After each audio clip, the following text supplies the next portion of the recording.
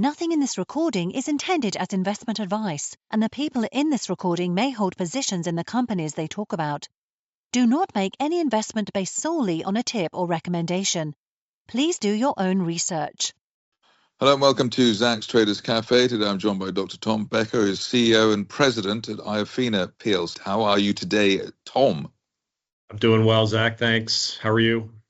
Very well. We're speaking in the wake of your interim results last week, and twin drivers, higher iodine price, which obviously is quite useful given your day job, and also, I suppose, better production. Yes, record production for us, over 300 tons in the first half of the year, which was a record.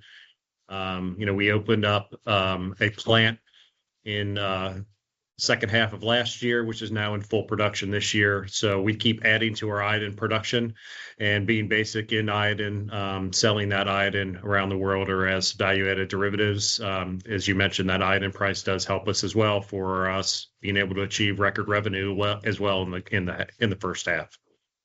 Right, and you're also lucky that you're presumably not affected by the tariff issues at the moment. I think being basic in the major raw material that we use is an advantage for any company. When we look at our business, we want to be able to withstand pressures from any kind of pressures, whether that's competition from other areas of the world or situations that may be beyond our control, like the tariffs. So as a company as a whole, we haven't had any kind of material effects of tariffs in a positive or a negative way. We sell our iodine not only in the United States and our iodine derivatives, but also around the world in Europe, in South America, and in Asia. Right. I suppose the other question is, you're obviously doing well, record revenues, etc., and you're talking about expansion. How much expansion can you deliver in your market? Yeah, so the iodine market itself is approaching a 40,000 metric ton type of market. We'll be producing, a little bit over 400 tons, between 400 and 440 tons in the second half of this year, 305 tons in the first half. So between 700 and 750 tons for the year. So we're a very small bit of the iodine market, but we are the ones, especially in North America, that are expanding. We have opportunities to build new ISOR plants, which we've opened up 3 in the last 3 years. So we've really expanded our production a lot more than we have in the company's history recently. And we intend to move along that kind of stretch where we are very far along in negotiations for our next ISOR plan and hope to be able to announce something in the market soon and get that under construction before year end. Right. I suppose the only negative I can throw in is that sometimes companies either have growing pains or they expand, they sort of bite off more than they can chew in terms of expansion. And then there's something, happens, there's a macro issue or there's some other, the weather or something like that. Is that something you're cognizant of and something you're addressing, making sure that won't affect you if you are in expansion mode?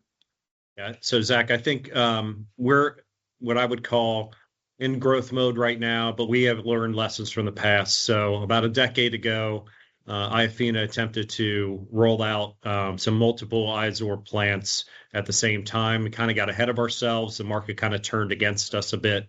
I think we've learned that lesson that you need to be smart in your growth before you execute that. So the things we've done as an organization after that particular instance was make sure that we reduced our costs for our production of iodine, that we got our balance sheet in order, that we had the proper funding with banking institutions. And once we had all that in place, we did a slower growth mode between about 2017 and 2021. And then after that, we've gotten a little bit more aggressive on our growth mode, but we're very conscious that we don't want to get ahead of ourselves, but at the same time, take advantage of our technology, the opportunities that are ahead of us, and the market itself growing.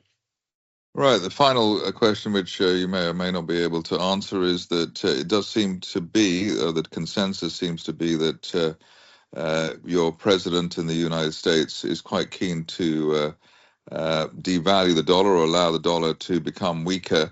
Will that help you, hinder you, or is that not going to make any difference? In general, the value of the dollar is not going to make too much of a difference for us.